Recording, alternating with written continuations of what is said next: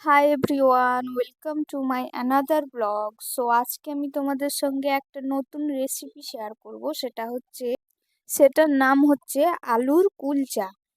তো আলুর কুলচা বানানোর জন্য প্রথমে আমরা একটা বাটিতে নিয়ে নিয়েছি 1 চামচ চিনি। তারপর হালকা উষ্ণ গরম জল দিয়ে সেই চিনিটাকে মিশিয়ে নেব। যতক্ষণ যেন চিনিটা মেলাচ্ছে ততক্ষণ আমরা কিন্তু ইস্ট দেব না। চিনিটা মেলানোর পরে তারপর আমরা 2 চামচ ইস্ট দিয়ে দিয়েছি আমি। ইস্টটা ভালো করে মেখে নিয়ে তারপর ঢাকা দিয়ে রেখে দেবো আধা ঘন্টার জন্য। আধা ঘন্টা না, 15 থেকে 20 মিনিট মতো হলেই হবে। তারপর 500 গ্রাম মতো ময়দা নিয়ে নিয়েছি আমি। সেখানে স্বাদ মতো নুন, একটু তেল দিয়ে আর ওই যে ইস্টটা আমি ঢাকিয়ে রেখেছিলাম সেইটা আমি এবার এখানে দিয়ে দেব। এইটা দিয়ে ভালো করে মাখতে হবে।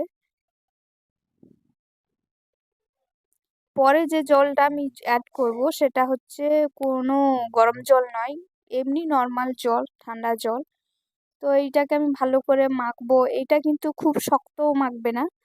এম, মানে খুব শক্ত না মাখলে কি হবে, এটা খাস্তা হয়ে যাবে। তো দেখেই বুঝতে পারবে যে আমি কিভাবে মাখছি আর কতটা নরম থাকছে। ভালো করে মেখে নিতে হবে।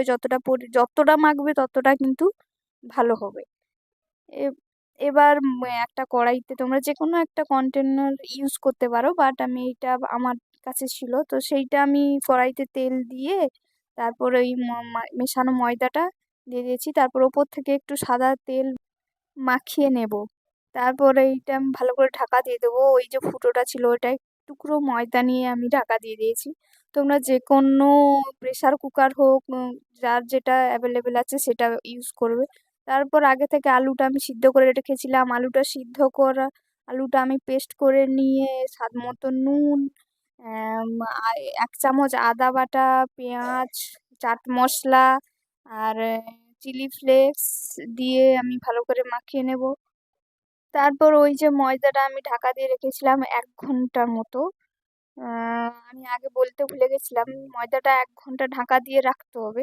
তো দেখতেই পাচ্ছ ময়দাটা আমার বেশ খানিকটা ফুলে গেছে। তারপর সেটাকে আরো কিছুক্ষণ ঢাকা খোলার পরে আরো 5 মিনিট মতো আমি এটাকে ময়দাটাকে আরো ভালো করে ডলে ডলে মেখে নেব।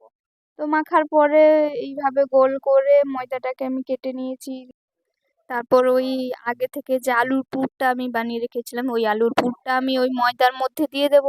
ময়দার মধ্যে দেখতেই পাচ্ছ যে আমি কেমন করে কাজটা করছি, তো সেইভাবে করবে। আর করে তারপরে এইভাবে বেলে নিতে হবে, একটু ময়দা দিয়ে বেলে নিয়ে, খুব পাতলাও না খুব মোটাও না, বেলে উপর থেকে একটু কালো জিরে দিয়ে দেবে। কালো জিরে দিয়ে তোমরা এটাকে আর আরেকবার বেলে নেবে। তো তোমরা ধনেপাতাও ব্যবহার করতে পারো, বাট আমার কাছে অ্যাভেলেবেল ছিল না বলে আমি ধনেপাতা দিইনি। আর তারপর কড়াই গরম করে একটু জল দিয়ে এটা 5 থেকে 7 মিনিট মতো ঢাকা দিয়ে যতক্ষণ যেন সেদ্ধ হচ্ছে, ভালো করে ফুলে যাওয়ার পরে এপাশ ওপাশ বাটার লাগিয়ে একটু ভেজে নেব। আর আলুর যে পুরটা বানিয়ে রেখেছিলাম সেখানে তোমরা আরো কিছু মশলা চাইলে অ্যাড করতে পারো, ধনেপাতা ও অ্যাড করতে পারো, যার যেটা ইচ্ছে। তো এইটা ভাজা হয়ে গেছে, এবার এপাশ পেছন সাইডে ভাজা হয়ে গেছে, এবার এই পাশটাও আমরা ভেজে নেব। বাটা দিয়ে একটু ভেজে নিয়ে ভালোই হবে। তো ভেজে নেওয়ার পরে আমাদের রেডি। তোমরা এমনিও এটাকে খেতে পারো, খুবই ভালো লাগবে। একদিন বাড়িতে বানিয়ে দেখো, খুবই ভালো লাগবে খেতে। আর কমেন্ট করে প্লিজ জানাবে তোমরা যে বাড়িতে বানিয়ে খেয়েছো তোমাদের কেমন লেগেছে সেটা কমেন্টে প্লিজ জানাবে।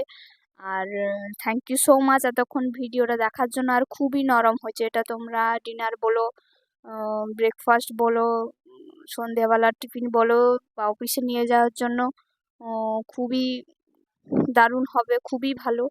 So bye bye.